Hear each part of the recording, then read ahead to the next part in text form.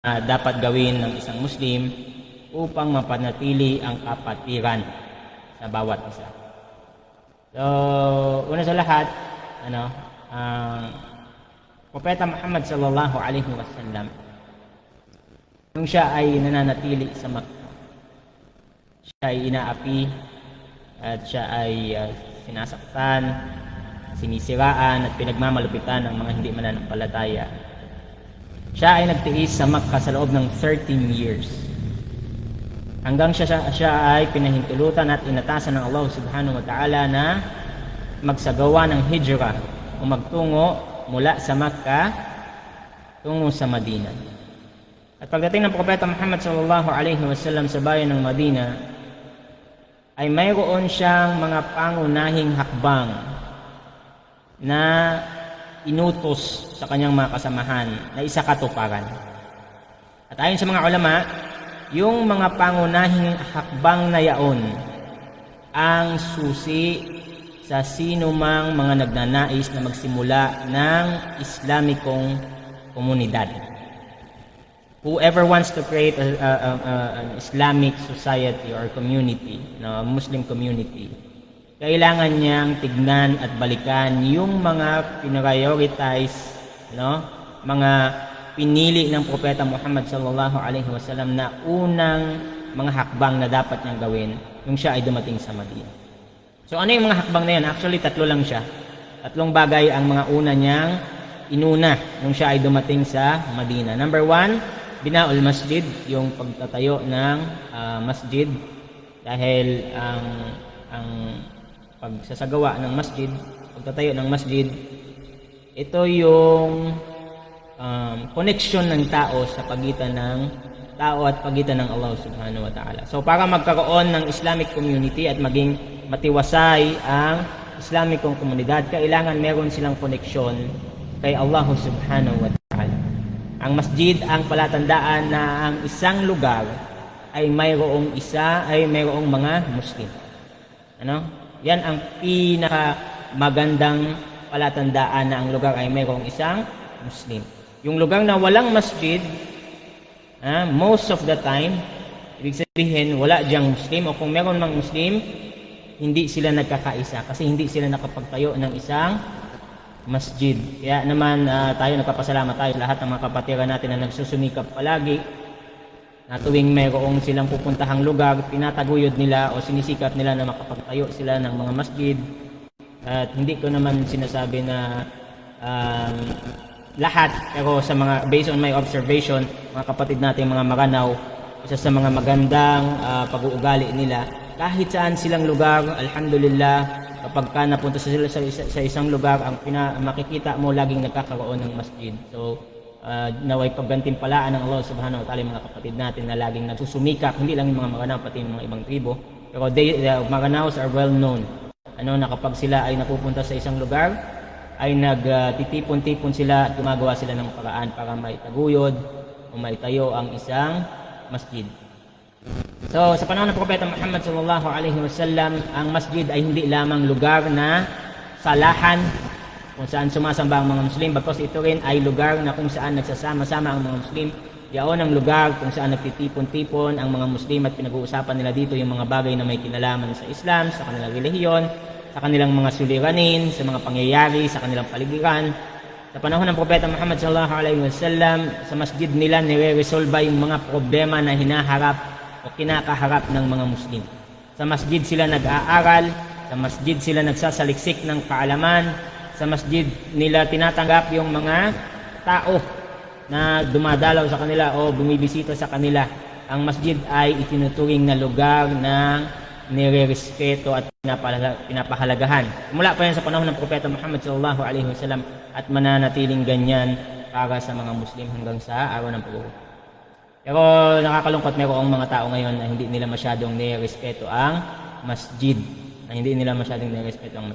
Pero bottom line is, the first step, ang unang hakbang na ginawa ng Propeta Muhammad sallallahu alaihi wasallam nang siya ay nagtungo sa Madina, ay itinayo niya ang masjid. So anyone who wish to build a Muslim community, an Islamic community, he should start or she should start by building a masjid.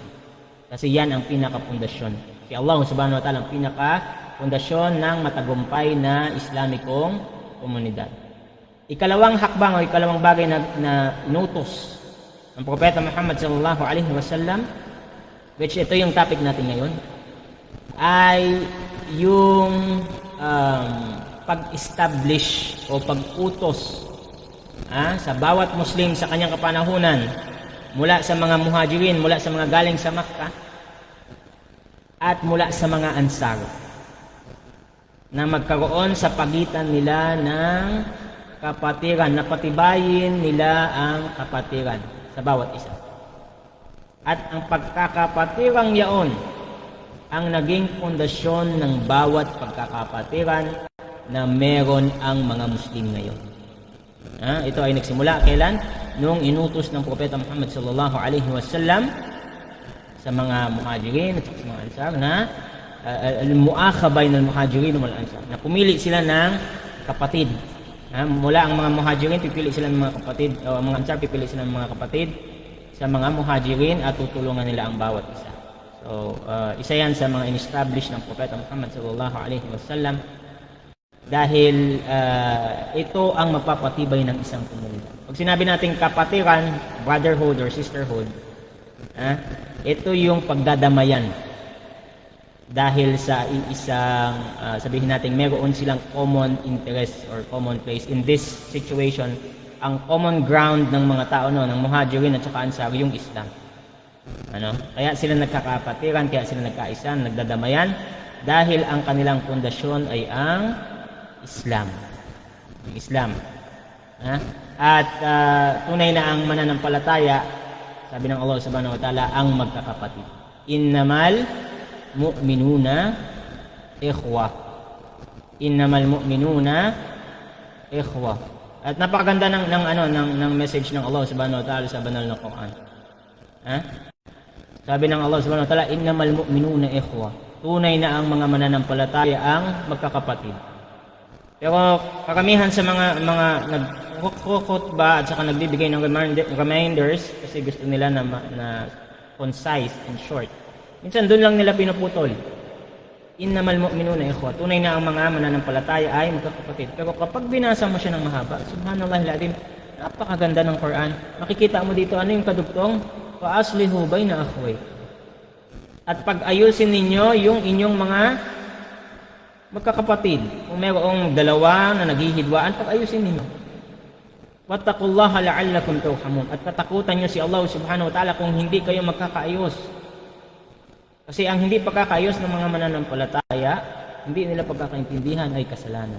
Wattaqullaha la'allakum turhamun. Katakutan nyo si Allah upang kayo ay kaawaan ni Allah subhanahu wa ta'ala. At hindi nagtatapos dito yung verse na ito. May kadugtong pa siya. Ano yung kadugtong? Tinuturuan tayo ng Allah subhanahu wa ta'ala paano mo mapatibay itong pagkakapatiran ng mga mananampalataya. Paano magiging ganap itong sinabi natin na mga mananampalataya ay magkakapatid. Kadugtong ng verse, ya ayyuhalladhina amanu la yaskhar qaumun min qaumin asa ay yakunu khayran minhum. Wala nisa'un min nisa'in asa ay yakunna khayran minhum. Ano yung sabihin? O kayong mga mananampalataya, huwag na mangiinsulto ang isang grupo ng mga tao sa ibang grupo ng mga tao. Mayroong kapatid na, for example, wag naman sana ipahintulot ng Allah subhanahu wa ta'ala, pero halimbawa lang, gumawa kayo ng grupo, yung isa gumawa ng ibang grupo. Let's give an example. Itong GC, for example, ang GC, kaya yung ginawa para magkaroon ng pagkakapatiran. Yan ang dapat na intensyon ng mga tao. Para mapalapit yung isa't isa kay Allah subhanahu wa ta'ala. Yan ang pinakamagandang intensyon. Pero what if gumawa yung isang grupo ng GC at yung isa gumawa ng isang grupo para lang mapatunayan nila na mas mainam sila doon sa kabila. At para ma-insulto nila yung kabila, wala silang ganito. Mas magandang amin kasi meron kaming ganito. So dito ang Allah subhanahu wa ta'ala, sinasabihan tayo, huwag na iinsultuhin ang isang grupo ang isa pang grupo, maaari na sila ay mas mainam kaysa sa kanila. O kaya yung mga kababaihan, hindi nila dapat insultuhin ang kapwa nila kababaihan. Dahil baka mamaya ay yung mga insulto nila ay mas mainam sa kanila. Wala tanmizu anfusakum wala tanabazu bil alqab. Huwag ninyong siraan, huwag ninyong insultuhin ang bawat isa, at huwag kayong gumamit ng mga katawagan na hindi ka nais-nais. Yung mga katawagan ninyo, mga palayaw ninyo sa mga kaibigan ninyo, kahit na sabihin nyo na pabiro lang yan, kung sa palagay nyo na na-offend yung tao, huwag kayong gumamit ng mga words na maaaring magdulot ng sama ng loob sa inyong kapatid.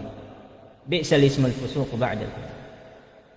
So bottom line is, ang mga Muslim ay magkakapatid at tinuturuan tayo ng Allah subhanahu wa ta'ala ano yung mga gawain na maaaring magpatibay lalo ng ating pagkakapatiran. Ito yung binanggit natin kanina.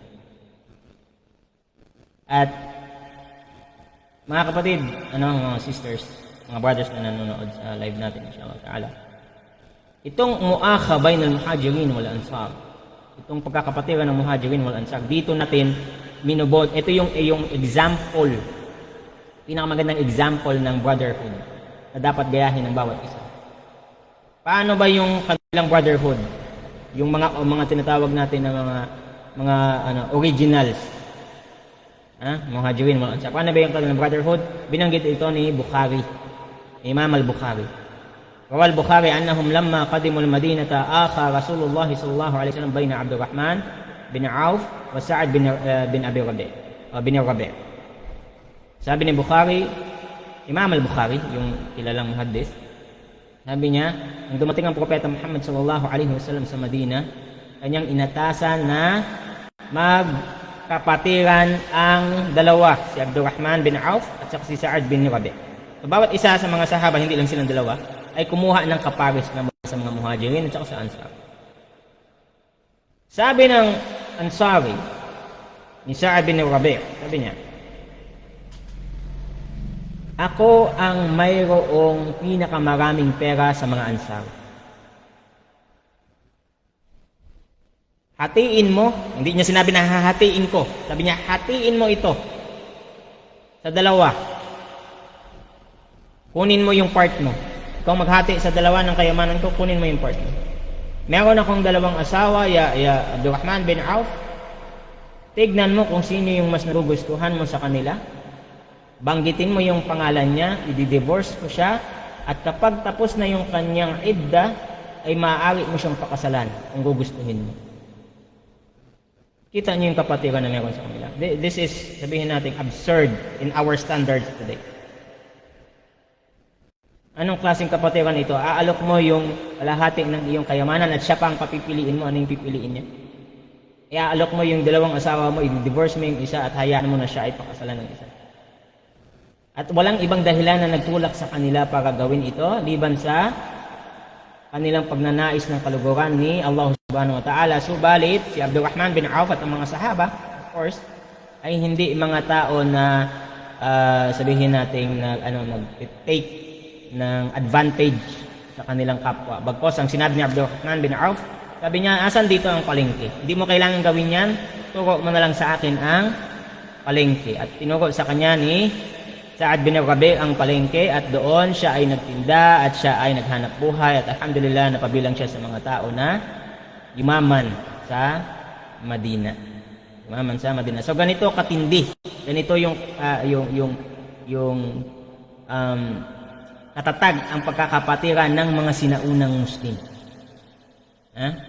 Kumpara mo sa kapatiran na meron tayong ngayon.